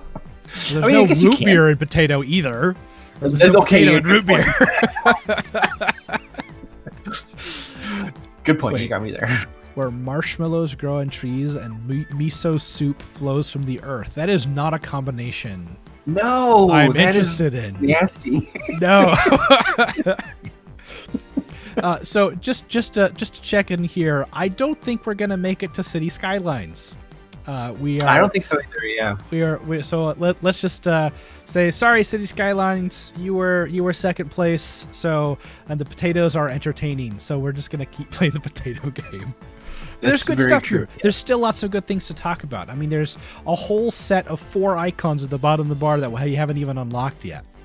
Yeah. And City Skylines is pretty deep itself, right? Oh, I'm sure. We probably couldn't do it justice in an hour anyway. Right. Although it's a great game. I had so much fun with it. I encourage everyone to play it, especially if you're a SimCity fan. It's a great game. Okay. Again. Area already unlocked. Oh. Yeah, because we're still in unlock area mode. Oh, so you have to back out. Back out. So I don't like it. I don't like it. Because once you unlock it, you want to immediately go into it, not go back to where you were to then make a decision. Now, they should be able to have a one-click menu to do multiple actions right on that node. Absolutely agree with you. Yeah. And I think, what's interesting about this too is, if if we change activity to unlock, you'll look and see how it says shop for items, sell weapons, vacation, and train. That's 4 things. So the sell weapons, explore, vacation, train, sell weapons, explore, vacation, train. There are 6 things on this wheel, right? Ooh, interesting. So that tells me that probably not, you can't do everything at every location, which means that you'd have to click back into this menu and go forward again. Yeah, this is, I don't like this. I don't like this. Yeah, I know, right. This is really easy to harp on, but this is not a good flow. Yeah, we keep beating up on this one thing. I know, it's not even core gameplay loop, but like it's anyway, it's a piece of the pie, and I don't like that piece of the pie. All right, what are we doing? Unlock murky. Oh, I just did. Why didn't I get my objective? It's unlocked. Do we need to go to it? You don't have any weapons in the category selected. No. Oh, jeez. So can you try Cannot buy buying materials? Cannot buy materials on this island. Huh? Okay. Oh no! Did you see that? I clicked on it. Tower of Root Beers locked. Would you like to change activity to expand business? So that flips you into unlocking mode. Wow. Okay, interesting. Interesting. Okay, so I guess it changed. Going back to complaining about that, the map. From what I noticed, when you had your different actions selected, it changed the pop-up on each of those. But I would imagine there's another solution where you can have one pop-up say multiple things about that location. Yeah, so here the pop-up is all about weapons, selling weapons. I am...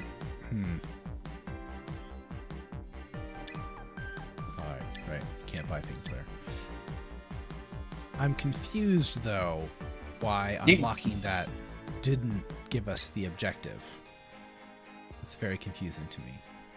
Oh, yeah, it says unlock Murky Miso Marshes 0%. You unlocked it!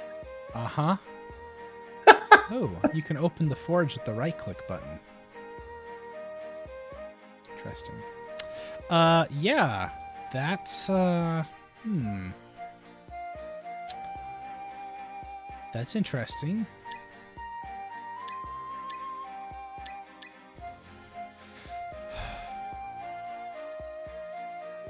Okay, well, we got Steven Steal Many. Like daggers and speed. That's probably what we want to do next, right? Sounds good. Oh, apparently we now completed... Yeah, Smith to explore? Your objective changed. So you were paused, weren't you? So you unlocked, but the 1 second time hasn't clicked over to get you that objective. Interesting. Yeah. Think about that a little bit. You're right. I'm sure that was it, though. You're right. Mm-hmm.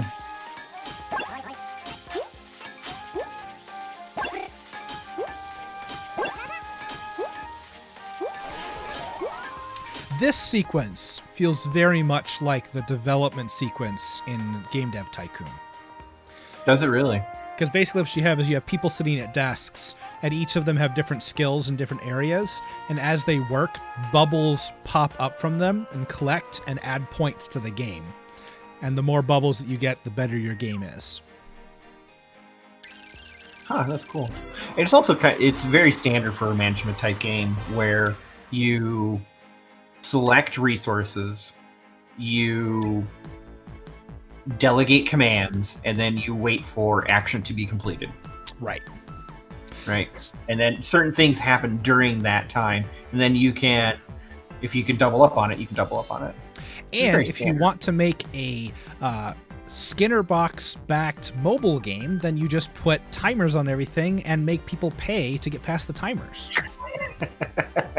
Please don't do that. Please don't do that. There's so many games that do that out there. Please don't do that. Yep. Okay. So we have a new option now. Explore. Send a smith to explore for material, enchantment, and relics. Oh, so that's probably why you can't buy anything from the Murky Marshes, because you want to explore there instead.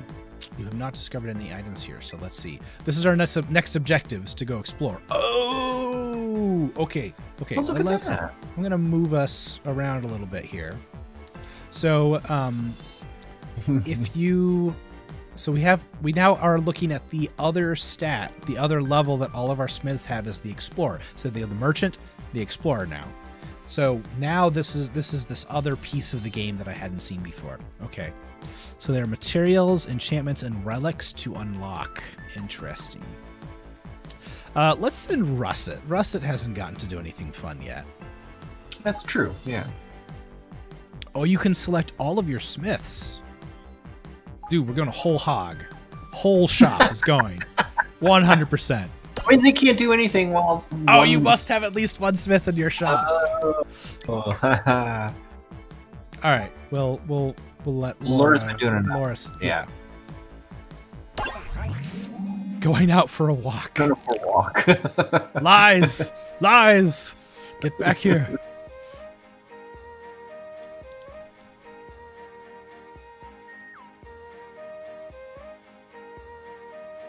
Oh, wait, we're back. And frying pan? Magnifying glass. Okay. It's the same as on the map. The same icon. Yep. Hope this helps. Good. What we got? We got 2 sapphire, 2 iron, and 2 wood. A flashy nut enchantment. Oh. Warrior's mask relic. Rusty axe head relic. And old ornament relic. Oh, that's cool. You can auto repeat. Oh, neat. Very interesting. So what does that cost you if you say auto repeat? You just don't have them around. Yeah. Okay. Mysterious and I would imagine voice. they would get fatigued. Ooh, woof. Woof woof. Or woof, as Scott says.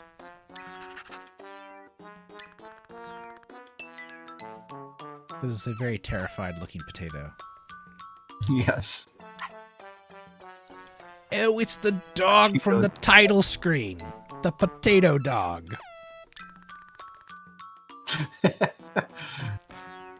Holy potatoes, a potato dog. Holy potatoes dog, Batman. He looks so well fed. Wine. Pant pant bark. Stuff stiff. This dialogue is amazing. It's really quite something. You're pretty cute. The Smiths seem to like you too. Guess you can stay. You need a name. Jakamaru. You know what? I can't complain. Let's go with Jagamaru. Or maybe it's Yagamaru.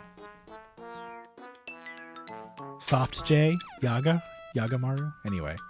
Maybe. There are many potato dogs like you, but you shall be mine. Splash, splash. I didn't. Okay. More splashing. Google tells me that Yagamaru or Jagamaru, I don't know exactly which, are fried potato balls filled with tuna. It's a Japanese meal. That is interesting. Huh. And I'm hungry. I know. Are they fried? Is it fried or is it just...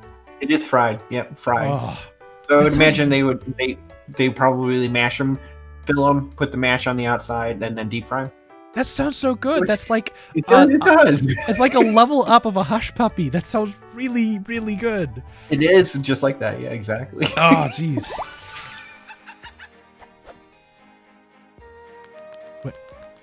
What does the dog do?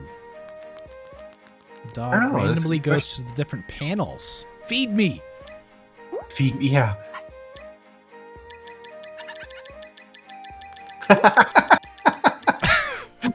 Is this kind of like petting the dog in Hades, right? Yeah, maybe. Is there any purpose to it? Like, does it increase the morale of the? Which I know is something I've been looking to. Is like, how do you increase that? Yes, we haven't figured out how to do that yet. So we got a couple more items from our other guy. Nice. Okay.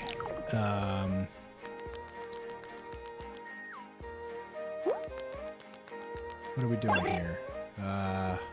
Let's pause because I'm trying to get my bearings here. Sell weapons to deliver a total amount of XP to heroes. Oh, wow. Okay, weapon chest. We have a dirk right now. Oh, so this is what you've built so far, but not sold. Right. Okay. So, let's see. Bandit. Let's see. Bow. Okay. We like some... Oh, okay.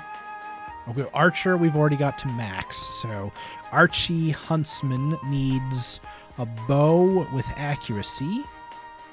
So if the Archer is at max, would the Archer be willing to buy again? That's a good question. If they're at max, would you not want to build a bow? Or give them a new bow?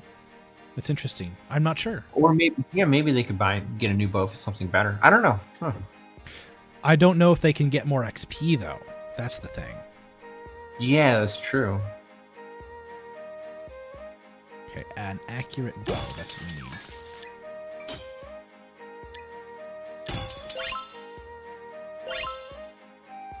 So I looked it up. The dog does boost mood for your smiths, but you have to feed him every once in a while in order to get him to move around to do that.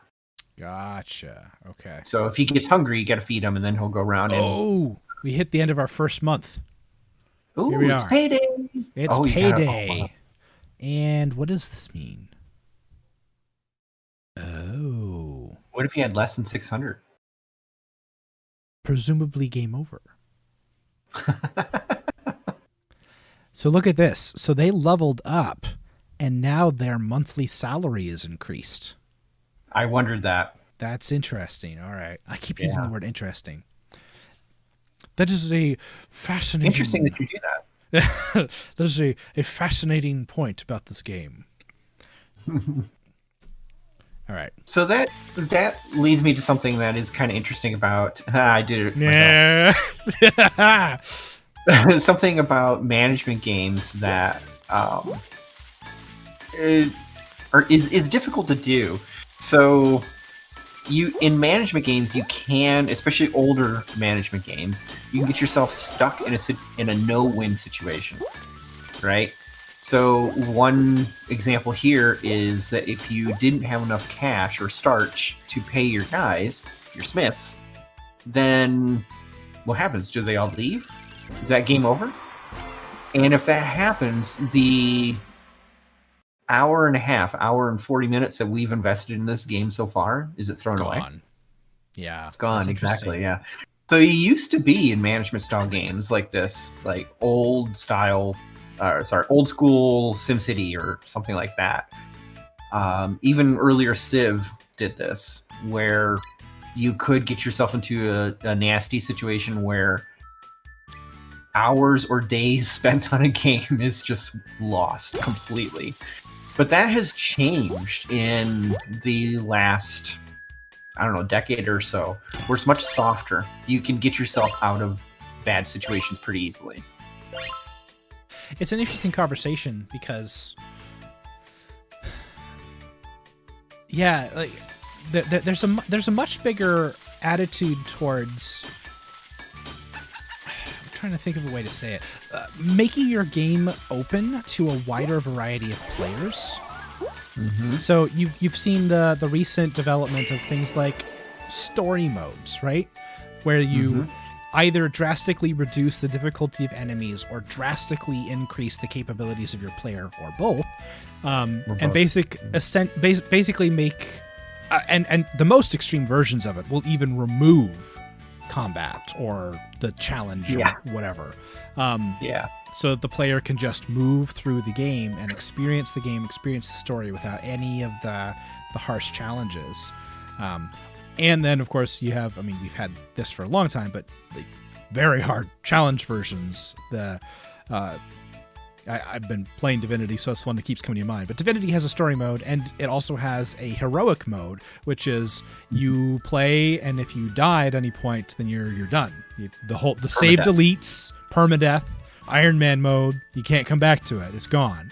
So things like that are interesting about creating experiences for different kinds of players. And so in this kind of a game, what does that mean? Like, that's an interesting kind of dialogue of what does it mean to have a game that's balanced for different levels of players. So when playing this game on an easy mode where you just get kind of ridiculous amounts of money, one, does that actually open the door to other players? Two, does that make it fun for those players? There's still a game to experience here if it's uber easy.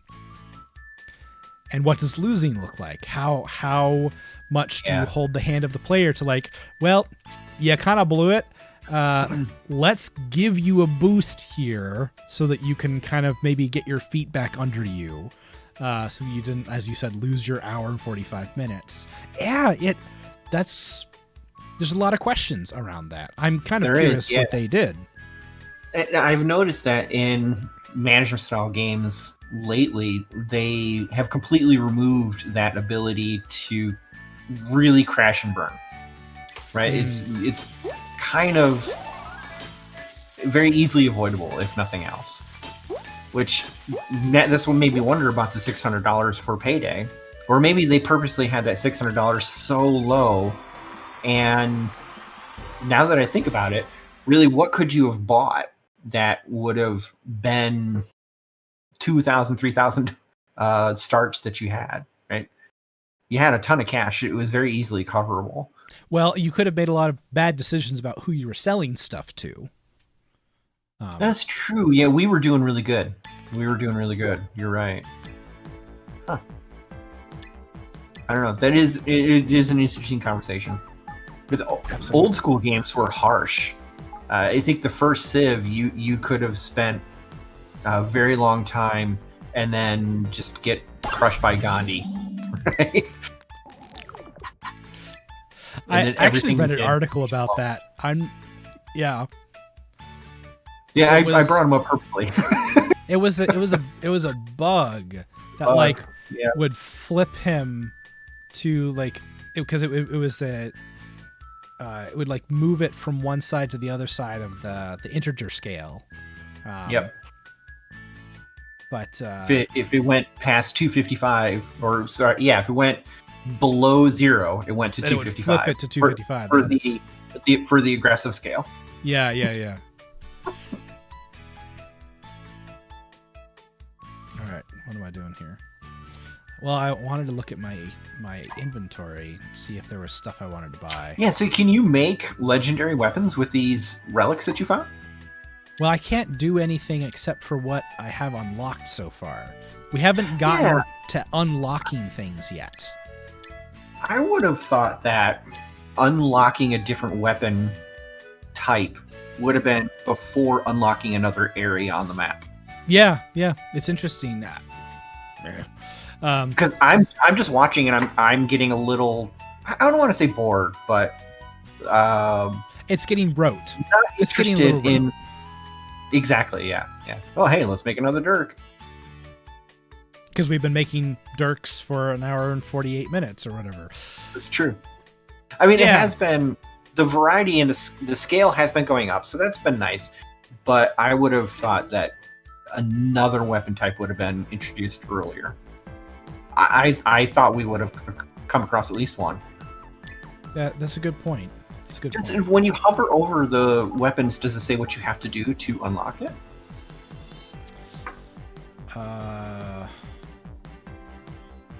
No, it just says locked. I was just looking at that.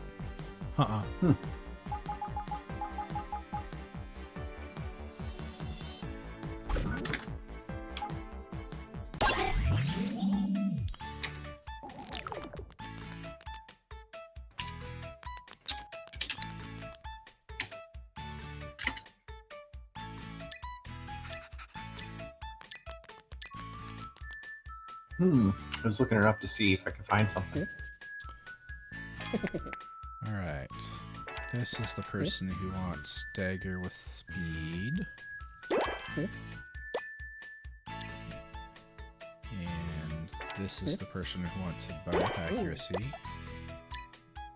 And this is the person who wants an axe. Yeah, it is getting a little rote. I agree with that.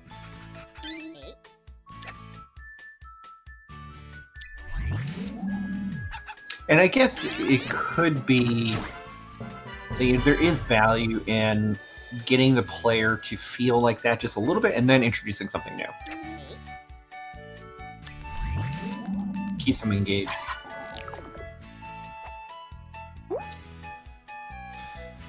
You get 75% of that objective. That's neat. Yeah, but we'll have to go through and create another set of weapons. And another set. Back and, yeah. I would hope that, like, it's got to be like the next thing right around the corner. If that is actually the case, it's got to be. Yeah, it's got to be. So I'm the type of player that would hang in there to keep going to see if it did. Right.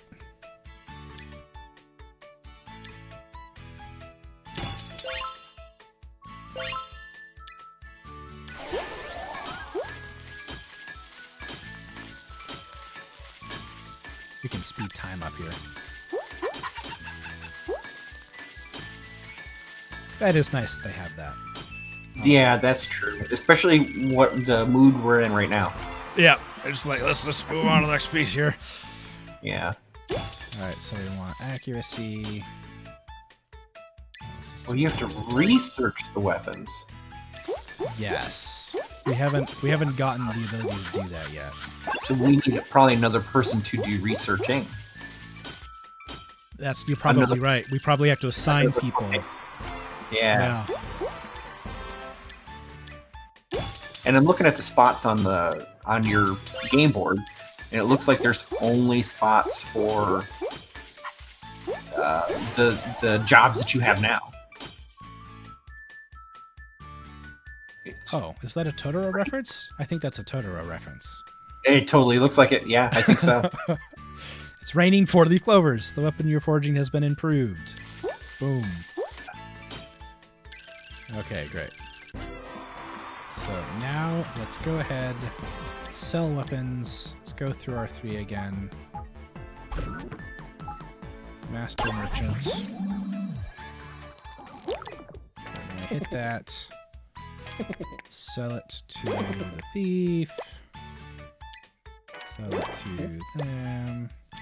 Sell it to them. Oh, and we're done. I got monies. Yay. Wow. Nice merchant bonus. There we go. Ooh. S. An S. Nice. Fancy. What a masterpiece.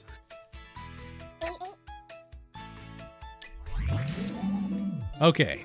Okay, there we go. Here we go. I have a quick question. Do you like poetry? Okay, I wasn't expecting that, I'll admit. My plan is genius. The silly spud loves singing, but I could get him to agree to anything while he sings. Soft the blow of starch exhortation through a song is perfect. Like poetry, that's sung the most. The songs? It's one from that show, Alice in Sputterland. Don't start. Let's see, it went like this. The time has come, the agent said, to talk of many things. Like bits and bolts and blacksmithing.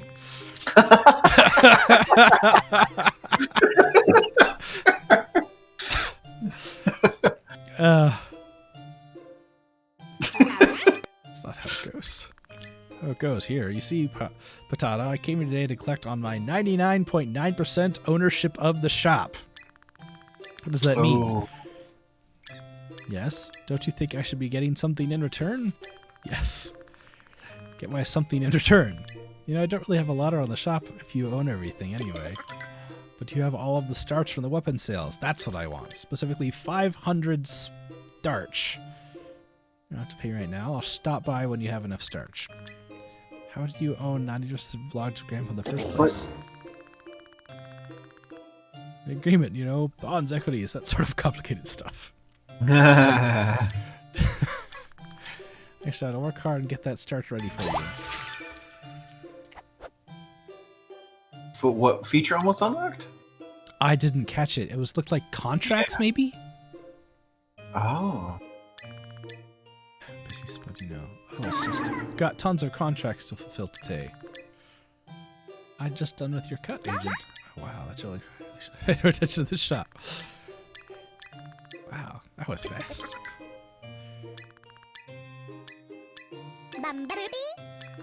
Raised. Yay. That's easy. Start getting ready for our next cut of the profits. Okay, so I'm not that great at math, but... That's not 99.9%. I mean, thank goodness. I would not want him to take over 10,000 of the cash that we've gotten so far. Yes, I wholeheartedly agree with you. Okay. So this is the last thing we're going to have time to look at here. We're just going to pop open this window and see. Okay, so you can choose a contract. You get a specific reward for, looks like, creating something of a certain value. Oh, so this is contract work as a smithy. Right. Okay. So you're going to, you know what it is? You're going to assign one of your smiths to that job. They're going to be gone. They're going to work towards it. And they're going to produce at their normal rate of producing towards the contract. And if they complete it within the time window, you get that money. Yeah. Okay. So you've got 2 days for the first one, 3 days for the second and third ones. Easy, hard, easy versus hard. Is there a success roll for meeting the 5? Looks like a 5 attack and then 35 accuracy. It's probably just that whichever one you send is going to produce a certain amount of stuff over time. And the game knows that more than likely what the workforce that you have right now will not be able to do manicure or an apple from Eden because that's 50 speed and 80 accuracy, and they probably can't do it. Right. Okay. And I think to your point here, I mean, this was interesting because it will add a new variety of play that you can assign your people out to go do that. I'm really surprised that they haven't introduced researching new weapons yet. Mm-hmm. That's really surprising. Because that's the fun stuff. And also, there's a ton of them. And that's the feeling of progression, right? So the player, like, one of the things that's really important when you're building a game is to give your player a sense that they have clear goals and that they're moving in a direction. And the game has already revealed that you're going to have more weapons you can create and you're going to have more weapons you can research in the categories. And there are probably going to be more categories. And there are characters that like different kinds of weapons. And at this point, we've been playing for almost 2 hours. It would have gone faster if we weren't stopping and talking about it. But, you know, we're still like, we know that there's this whole piece of the progression pie that you're not getting access to yet. And I think the game even knows that the researching new stuff is a really significant piece. Because look at the icons down here. This big bulb thing, the flask, that's got to be the research tab. I feel like it has to be. And they gave us access to this contract tab before this one. Yeah. I'm curious about that. And that's really I would think the contracts will come after. Yeah. Just to kind of give you something to do in between different researches. But maybe what they're doing is they're trying to push off dessert until the last moment. Because I would think that researching weapons would be a lot of fun. And also adding new categories. Because, I mean, in RPGs, the variety of weapons is great, right? You know, we have daggers, bows, and axes right now. I mean, there's all sorts of dagger, bow, and axe. Right, exactly. Yeah, there's swords, there's mauls, there's all sorts of different things, right? Yeah, I see. That you can get into. There's pikes, there's spears, all sorts of different things that you can get into. And I think that would be a lot of fun to be able to combine the relics that you explore to the categories that you have, and then what you have to do to get new categories. Yeah. Huh. Well, it's too bad we never got to it. Yeah, I was hoping we could touch on that a little bit, but this has been fun. Like, there's been some really good stuff going on here, and I do like the management kind of games where you're building up, and I'm curious to see more of that. Like, I hope that there's a little bit more of a relationship with the heroes than just stats only. But yeah, there's a lot of good things going on here. I'm wondering, so there has to be a purpose to naming your weapon, because at the end of the day, you're going to be making tons of weapons throughout your progress of this game. So it'd be really kind of cool to see the klepto guy come back and he's like, oh yeah, I remember purchasing the dagger of great speed from you, or something like that. Or if you name something like I remember giving you an A on Glamdring and it helped me slay the dragon, or something like that. Well, okay, I think what we're going to do is I'm going to switch us out of here. Let me turn that off. Oh, I can also see this being a really good tablet game. Yes. I think it would be if it has that feeling that is probably a tablet kind of game. I wouldn't be surprised if this was on the Apple Store or the Android Store. I do give it props. It's not a pay-to-play, pay-to-win game. Like, it's a $10 on Steam, and you get that money, and then the game is open, and there's no blockers inside of it except for just the regular progression built into the game. Props to that. Go ahead. Thank goodness, because a lot of management type games like this, especially in the mobile world, suffer from paywalls. Absolutely. Tons of paywalls or pay to plays, currencies, something like that, to increase the time or in order to open up the research panel. Yeah. Yep. It doesn't look like it, which is really good. I agree. Yeah, and it seems to be part of a larger set of games too. So there's like 4 or 5 potato games, all based in the same world, the same art style. I saw that. I think was fascinating. I'm curious what else they've done. I'm curious which one was the first one and how much cross reference goes on between because this is the kind of world where there would be lots of good like in jokes about previous games, right? So yeah, I think there's a lot good going on in this one in particular. There are a couple of frustrating interface things. I'll say that we talked plenty about those, but also lots of interesting things. And I think the core ideas of what it's trying to accomplish in terms of management games hits a lot of the right beats for me. It's doing the same kinds of things that Game Dev Tycoon does. To your point about names, what Game Dev Tycoon does is you create a game, and then something you can do later on in the life of your company is you can make sequels to previous games. And you can actually, like, depending on how well a game did, so like you did really good a game at an older generation, you can later on make a reboot a classic or something like that. And like that's cool. Gain off of the success of an older game, which is that's a really great way to connect that naming piece that you were talking about. So I think you're right. I wonder if there is like a continuation of if you give your swords and your axes and bows names, will those come back later and kind of be able to like, can you like give somebody a thing and then it gets broken and you get to reforge it and then like becomes more powerful or something later? That would be great. Reforging, yes, of course. Reforge the Swords of Narsil, Anyway, we're nerds. It's great. So yeah, I think there's a lot going on there. I'm curious to see more of it eventually. I was a little surprised at how slow it was to give you all of the pieces. Mm-hmm.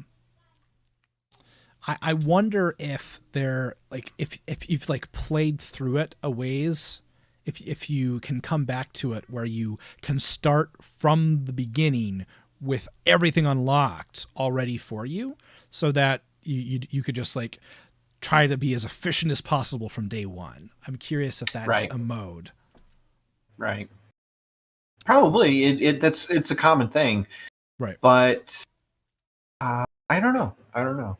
So I'm thinking of City Skylines. It that has two modes, exactly what you're describing, just like any other SimCity game does, where you, and also different variations of that, where every single tech is available and open to you, or you go through the tech tree in order to unlock certain things as time goes on, or of course the unlimited money mode, which after you play a few times, that's all you really play. So I did something wonky with the window here. Whoops. I wonder if at the very beginning, when you said you made a selection of yes, I want to go through the tutorial, wonder if that was that moment.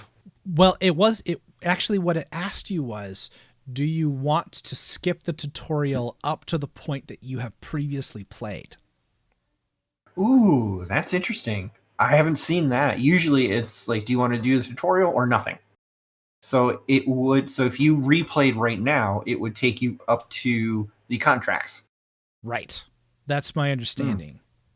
Based on the specific language used. Yes, that would be my understanding. That is a very cool feature that I haven't seen before, and I would have to say that props to them. That's really good. Because there's nothing more annoying than going through tutorials again. Right. No, going hand in hand, though, I would expect that if you went into the settings, that there would be a lever or some button you could push that just disable all tutorials. Like, just let me go straight in. Yeah. Interesting. I would think so, too. Well, that was a lot of fun. That was a great game. Yeah. Thanks to the community for suggesting it. That was great. I did not have that game on my radar at all. So again, that was Holy Potatoes. It's a weapon shop. I think that's what it was. Yeah. Holy Potatoes! A weapon. Yeah. A weapon shop. Yep. Awesome. This is. I mean, again, there's so many games out there, and then even like. I have Humble Bundle and stuff, so I always have like lots of games at my disposal, and I don't even know what half of them are. So it's always good to get new game recommendations and get to take a look at some new ones. So, so thank you all for joining us. Please feel free to toss us any game ideas or suggestions that you might have in the future. Theme suggestions are always appreciated. We want to do themes that you all are interested in. So we have a backlog list, but it's not infinite. So we're always looking for new ideas, new suggestions. Glad to have the opportunity to talk about games with y'all. So thanks for and also if you know a local game for us to play as well, that would be great. What makes me think, I'm not going to drop any names because I don't know how far he is in development, but you probably recognize it, Caleb. During our prototyping plays, there's a management style game based on an island right now that he is currently developing with his team, and it would have been great to play today, but he's still very early. So if you know of an Ohio-based game to play as well, we'd be thrilled to do it. Yeah, absolutely. Our very first Let's Play was on The Pedestrian, if you recall, way back, and that was a locally built game, which is really cool. So yeah, I think like the best space for in development games is definitely our prototype and play nights. But if you ever like get to the point where you're launching your game, we would love to use this platform as an opportunity for you to like come on and chat with us about your game, and we'll play it, we'll talk about it, and I think of this more as like a launch platform for people.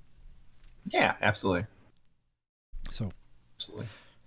Well, this has been fun. It was good.